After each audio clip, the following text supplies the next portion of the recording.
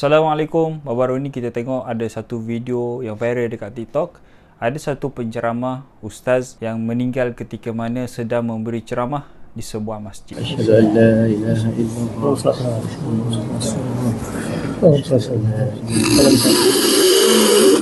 Ketika mana kita melihat peristiwa ini berlaku, tidak ada satu orang manusia pun yang bila dengar sahaja berkaitan dengan kematian, dia akan gembira, dia akan berseronok, tidak. Kerana normal manusia macam kita, bila mana dengar sahaja berkaitan dengan kematian, kita akan merasa gerun, akan merasa ketakutan, merasa risau dan sebagainya.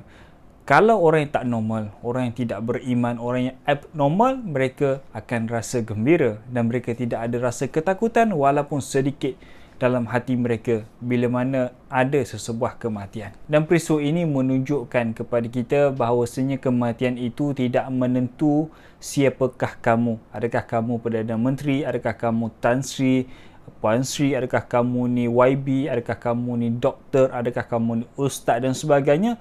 Tidak menentu kamu ni siapa dan tidak menentu bilakah kejadian itu akan berlaku. Dia boleh berlaku siang, boleh berlaku malam.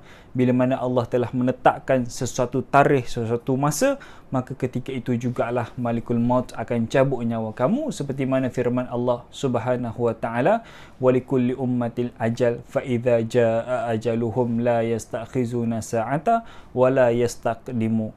Dan bila mana tiap-tiap umat ada tempoh yang telah ditetapkan, maka apabila datang satu tempoh, tidak dapat mereka kemudiankan dan tidak dapat mereka mendahulukan walaupun sesaat. Sudah tentu bila mana Allah Subhanahu wa taala telah menetapkan si fulan bin si fulan akan mati di satu tempat ini, pada waktu ini, pada tarikh ini, pada tahun ini, maka itulah yang akan dilakukan oleh sakaratul maut, tidak akan didahulukan dan tidak akan diperlambatkan. Syab Malikul Maut akan menarik nyawa seseorang itu. Seperti mana kita tengok ada satu kisah bagaimana satu orang manusia yang nak berubah dalam kitab Riyadhus Shalihin. Satu orang nak berubah kepada jalan Allah.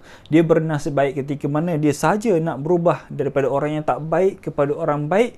Ketika mana dalam perjalanan dia nak berubah, dia nak bertaubat kepada Allah, ketika itulah Allah mencabut nyawanya. Dan diceritakan oleh para ulama, orang itu Allah takdirkan mati dalam keadaan yang beriman kepada Allah Subhanahu wa taala. Dan bila mana kita tengok peristiwa satu orang ustaz ni meninggal di sebuah masjid, saya teringat dalam satu hadis Nabi SAW, iaitu mautul faja'ah, berkaitan dengan tanda kecil kiamat adalah mati secara mengejut. Di mana-mana kita akan dengar berita orang itu baru saja kita jumpa, tapi hari ini dah pun meninggal. Padahal orang itu baru je kita borak minggu lepas di kedai kopi, di makan bersama-sama, tapi hari ini kita dengar dia telah pun meninggal. Seperti mana sabda Nabi SAW, hadis yang diriwayatkan oleh Anas ibn Malik, kata Nabi SAW, inna min amaratis sa'ah, sesungguhnya di antara tanda-tanda kiamat itu, wa an tazhara mautul faja'ah, iaitu akan berlaku kematian yang dipanggil secara mengejut.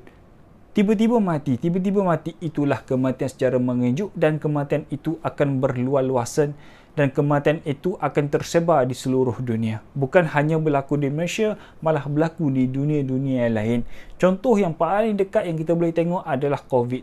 COVID hari ini kita jumpa kawan kita, malam kita dengar dia telah pun meninggal. Sama juga peristiwa yang berlaku ustaz ini, yang mana tiba-tiba tengah mengajar, tengah berkongsi ilmu di sebuah masjid, maka ketika itulah Allah mencabut nyawanya dan dia mati dalam keadaan yang penuh kebaikan, penuh barakah. Dan bila mana kita tengok berita-berita di media sosial, rupanya ustaz ini meninggal disebabkan serangan jantung. Kalau kita lihat statistik yang dibuat oleh pakar, punca utama kematian di Malaysia adalah jantung, disebabkan serangan jantung. Ia lebih ramai daripada kematian disebabkan kemalangan. Purata kematian sehari lebih kurang 50 orang mati disebabkan serangan jantung. Bila kita tahu ramai orang yang mati disebabkan serangan jantung, kita kena alert, kita kena tahu apakah simptom-simptom, apakah punca-punca awal, tanda awal orang itu boleh terkena serangan jantung. Sebab kita pun tak tahu,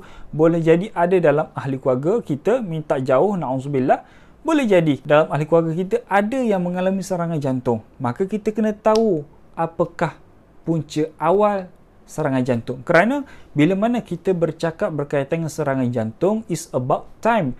Time is rich, kata satu orang doktor ini.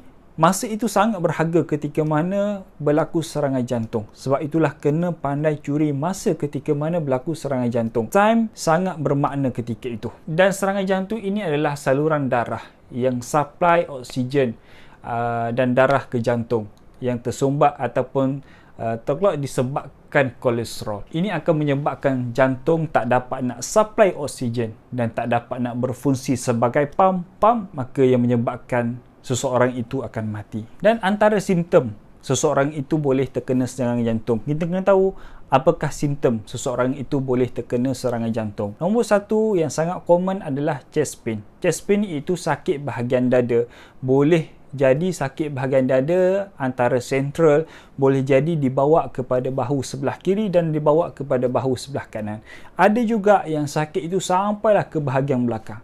Tapi biasanya orang ramai akan bagi tahu sakit ini seperti senak, dada ketat, macam dipeluk dan sebagainya, dipijak-pijak dan sebagainya. Dan simptom yang kedua, mereka yang boleh mengalami serangan jantung adalah berlaku sesak nafas. Susah nak bernafas, ketat rasa bila mana nak bernafas.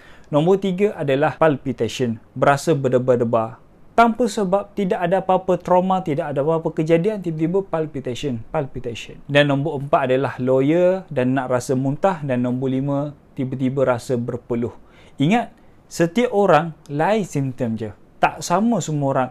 Ada orang yang simptomnya hanya berlaku sekali, ada orang berlaku 2 kali, ada orang berlaku kerap kali. Sebab itulah setiap orang boleh jadi berlaku peluh dulu, ada orang berlaku sesak nafas dulu, ada tu berlaku kelima-lima ini secara komplit. Kita kena ingat, dalam simptom ini ada 3 golongan ini. Bila mana datangnya serangan jantung, dia tidak datang secara serentak simptom itu ataupun tak datang langsung. Boleh jadi kadang-kadang datang berpeluh, tiba-tiba berpeluh. Katanya panas, tapi bila mana kita cek ECG, rupanya kena minor serangan jantung. Ada 3 golongan. Kalau dia careless, kalau dia tak alert, boleh jadi dialah orang yang akan kena serangan jantung yang seterusnya. Golongan nombor 1 adalah golongan wanita. Golongan kedua adalah golongan yang ada kencing manis. Dan golongan ketiga adalah golongan yang berusia ataupun yang dah tua. Jadi ketiga golongan ni kena alert. Setiap simptom itu sangatlah bermakna. Kena tahu simptom, kena tahu tubuh badan kita rasa macam mana. Rasa hairan, rasa lain macam dengan badan kita, terus pergi ke klinik ataupun terus pergi ke kecemasan. Sebab itulah ada satu pasien yang hari itu datang, dia datang dengan berpeluh. Dah tua, dalam 80, wanita dan dia ada kencing manis. 3 serentak dia ada.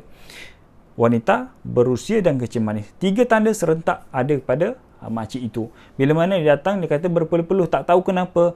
Lalu bila mana kita cek ECG, rupanya dia kena minor serangan jantung. Itu sangat berharga. Dan 3 golongan inilah yang dipanggil atypical symptom ataupun simptom yang luar daripada kebiasaan orang ramai. Jadi bila mana kita tengok serangan jantung ini, kena tahu apa risiko-risikonya seseorang itu boleh kena serangan jantung. Jadi risiko yang pertama bila mana seseorang itu akan ataupun bakal terkena serangan jantung adalah mereka yang merokok. Percentage untuk kena serangan jantung itu sangat tinggi kepada perokok. Nombor 2 adalah mereka yang ada masalah darah tinggi, kolesterol yang tinggi, mereka yang obes, mereka yang kencing manis, dan golongan seterusnya adalah mereka yang ada sejarah keluarga yang mempunyai serangan jantung.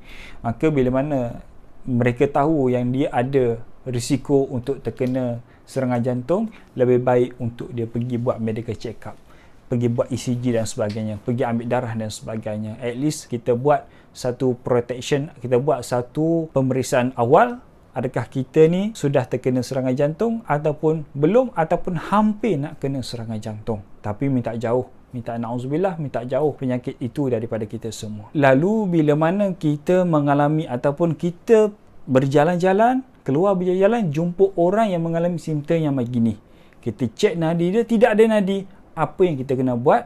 Mudah sangat. Nombor 1, of course, call ambulance ataupun minta kawan untuk call ambulance. Apa yang kita kena buat? CPR ataupun chest compression. At least sebelum datang ambulans, kita telah pun dapat menyelamatkan nyawa manusia pada ketika itu.